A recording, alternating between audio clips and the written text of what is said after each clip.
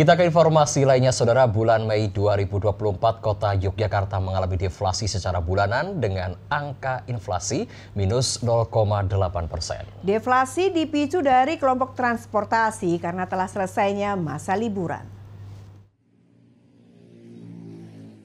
Badan Pusat Statistik Daerah Istimewa Yogyakarta melaporkan kota Yogyakarta mengalami deflasi di bulan April 2024 secara bulanan dengan tingkat inflasi sebesar minus 0,8%. Penyumbang utama deflasi di bulan Mei berasal dari kelompok transportasi seperti angkutan antar kota dan tarif kereta api dengan andil minus 15%.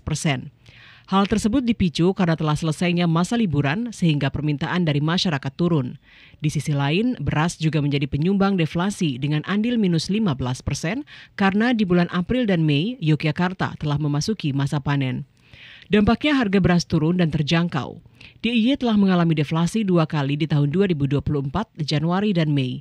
Deflasi di DIY juga didorong dengan deflasi yang terjadi di kota Yogyakarta minus 4% dan Gunung Kidul minus 12%.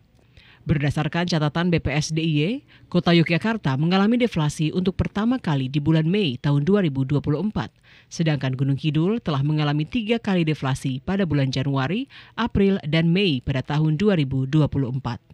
Meski demikian, komoditas yang menyumbang inflasi di bulan Mei 2024 seperti kelompok makanan, minuman, dan tembakau dengan andil sebesar 1,44%.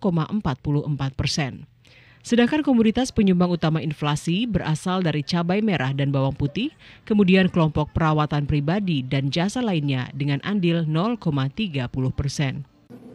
Dampaknya apa sih Bu untuk ekonomi di Yogyakarta kalau deflasi itu seperti apa?